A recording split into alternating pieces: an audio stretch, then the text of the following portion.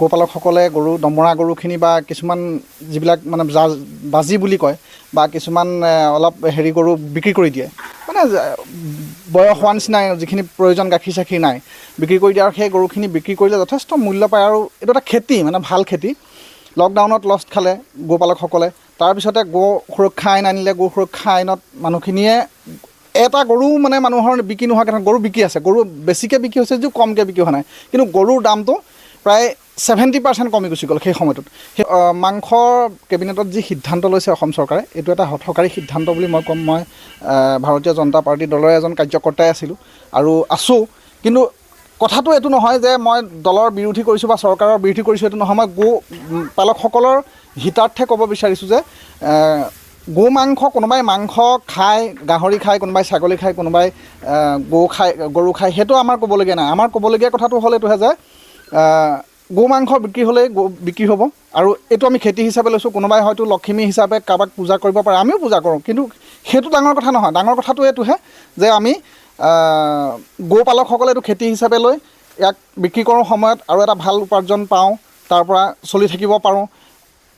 অকল মাজুলী বুলি নহয় বা অসমত বিভিন্ন জেগাত চৰ-চাপৰি অঞ্চলত এনেকৈ গৰু বিক্ৰী কৰিব পৰা বহুত সুবিধাজনক মানে গোপালক আছে, আৰু সেই গোপালকসকল এনেকুৱা ধৰণৰ যদি হঠকাৰী সিদ্ধান্ত এটা লয়, কিন্তু যথেষ্ট অসুবিধাত সন্মুখীন হ'ব। মেইনলি সেইটোৱে হয়। তাৰমানে যোৱা সময়ছোৱাত যেতিয়া গো সুৰক্ষা আইন আনিছিলে, গৰু বিক্ৰীটো হৈ আছে, নোহোৱাকৈ থকা নাই, আৰু এতিয়াও সেই তেনেকুৱা ধৰণৰ এটা চাগে ব্যৱস্থাই হ'ব, নহ'লেতো অন্যতো কি কথাটো আছে। আৰু যদি বেন কৰে, একেবাৰে গোপালকসকলক এটা বেলেগ এভাগে চিকট কৰি লওক যে গৰু আৰু পুহিব নালাগে, যিকেইজনী গৰু পোহে গাখীৰৰ কাৰণে পোহক, আৰু গৰু পুহিব নালাগে, আপোনালোকৰ গৰুৰ বিনিময় দি লওক। কাৰণ তাকৰ টুকৰ গৰু নাই, বহুত গৰু আছে, যথেষ্ট চৰ-চাপৰিত বহুত গৰু আছে। বাৰিষা হ'লে গৰুৰ হিচাপটো গম পোৱা যায়, বাৰিষা যেতিয়া পানী হয় তেতিয়া গম পোৱা যায়, এনেই মানুহৰ গৰুৰ হিচাপ গম পোৱা নাযায়।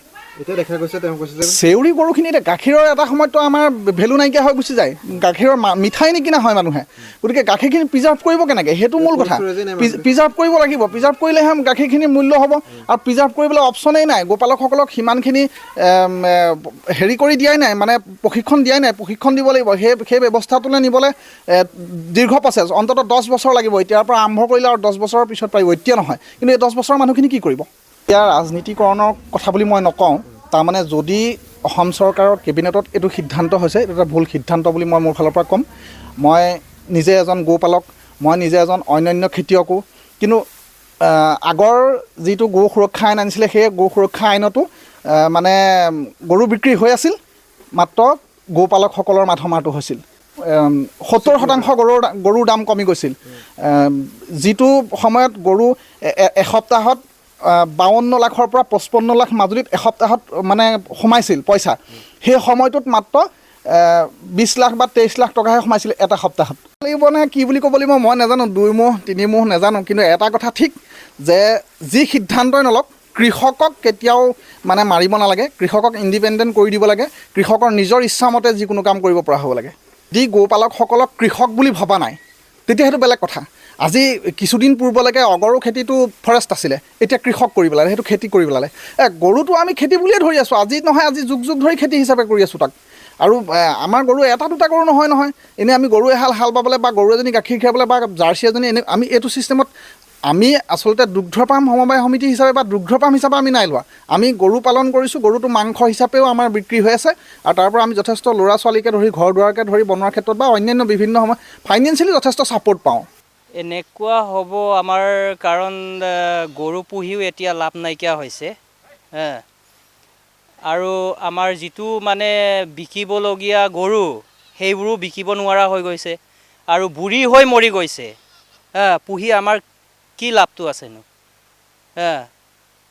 সেইটো কাৰণে এইটো বন্ধ কৰিব নালাগিছিলে আমাৰ তৰফৰ পৰা। মানে গৰু বিকিব, আমি এইটোকে মানে পুহি পিনে আমি খাই আছোঁ, খেতিয়ক মানুহ সিফালে।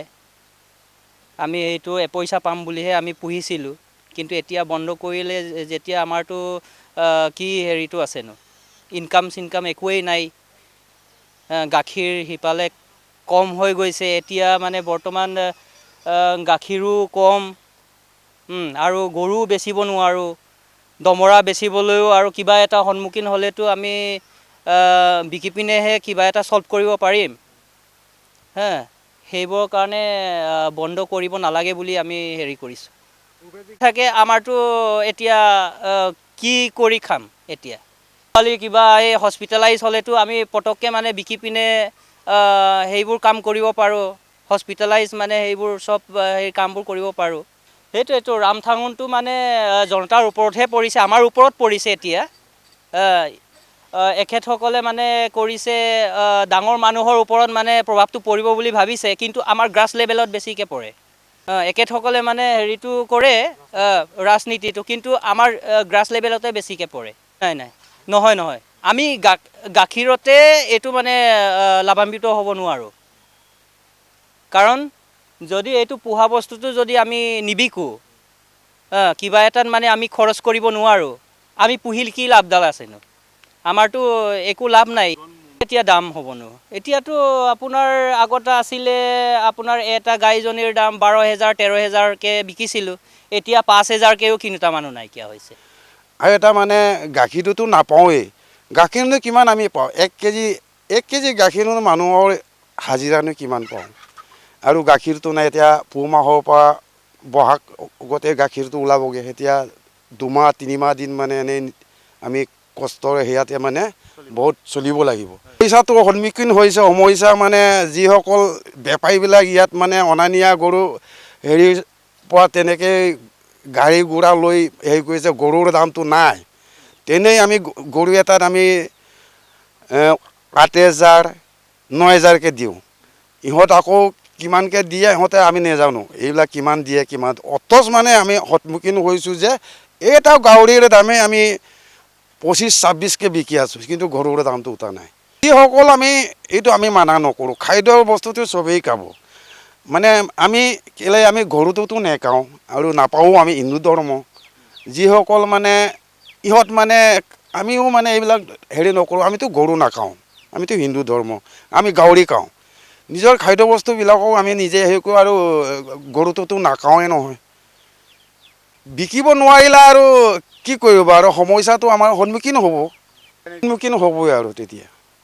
আমি মানে জীয়াই থকাতকৈ নথকাই ভাল আৰু এনেকৈ সমস্যাটোৰ সন্মুখীন হ'ব এতিয়া আপোনালোকে হৈছেতো আকৌ যিটো বস্তু খাদ্য এইটো আমিও মানা নকৰোঁ যাৰ যি খাদ্য ৰাজনীতিৰ ক্ষেত্ৰত আৰু ইহঁতেই এনেকৈ চলি আছে আমিতোতো ৰাজনীতিটো আমি এইবিলাক খেতিয়ক মানুহ একো নিবনুৱা মানুহ সমস্যাই আমাৰ সন্মুখীন হৈ গৈ আছে আৰু এটা মানে গাখীৰটোতো নাপাওঁৱেই গাখীৰনো কিমান আমি পাওঁ 1 কেজি গাখীৰনো মানুহৰ হাজিৰানো কিমান পাওঁ আৰু গাখীৰটো নাই এতিয়া পুহ মাহৰ পৰা বহাগ গোটেই গাখীৰটো ওলাবগৈ এতিয়া 2 মাহ 3 মাহ দিন মানে এনেই আমি কষ্টৰে সেয়াতে মানে বহুত চলিব লাগিব সমস্যাটো সন্মুখীন হৈছে সমস্যা মানে যিসকল বেপাৰীবিলাক ইয়াত মানে অনা নিয়া গৰু হেৰিৰ পৰা তেনেকৈ গাড়ী ঘোঁৰা লৈ হেৰি কৰিছে গৰুৰ দামটো নাই তেনেই আমি গৰু এটাত আমি 8,000 9,000কৈ দিওঁ ইহঁত আকৌ কিমানকৈ দিয়ে ইহঁতে আমি নাজানো এইবিলাক কিমান দিয়ে কিমান অথচ মানে আমি সন্মুখীন হৈছোঁ যে এটা গাহৰিৰ দামে আমি 25-26কৈ বিকি আছোঁ কিন্তু গৰুৰ দামটো উঠা নাই যিসকল এইটো আমি মানা নকৰোঁ খাদ্যৰ বস্তুটো চবেই খাব মানে আমি গৰুটোতো নেখাওঁ আৰু নাপাওঁ আমি হিন্দু ধৰ্ম যিসকল মানে ইহঁত মানে আমিও মানে এইবিলাক হেৰি নকৰোঁ আমিতো গৰু নাখাওঁ আমিতো হিন্দু ধৰ্ম আমি গাহৰি খাওঁ নিজৰ খাদ্য বস্তুবিলাকো আমি নিজে হেৰি কৰোঁ আৰু গৰুটোতো নাখাওঁৱে নহয় বিকিব নোৱাৰিলে আৰু কি কৰিব আৰু সমস্যাটো আমাৰ সন্মুখীন হ'বই আৰু তেতিয়া আমি মানে জীয়াই থকাতকৈ নথকাই ভাল আৰু এনেকৈ সমস্যাটোৰ সন্মুখীন হ'ব এতিয়া আপোনালোকে হৈছেতো আকৌ যিটো বস্তু খাদ্য এইটো আমিও মানা নকৰোঁ যাৰ যি খাদ্য ৰাজনীতিৰ ক্ষেত্ৰত আৰু ইহঁতেই এনেকৈ চলি আছে আমিতোতো ৰাজনীতিটো আমি এইবিলাক খেতিয়ক মানুহ একো নিবনুৱা মানুহ সমস্যাই আমাৰ সন্মুখীন হৈ গৈ আছে যিকোনো খবৰৰ বাবে যোগাযোগ কৰক 7099017330 লগতে 7099017110 নম্বৰত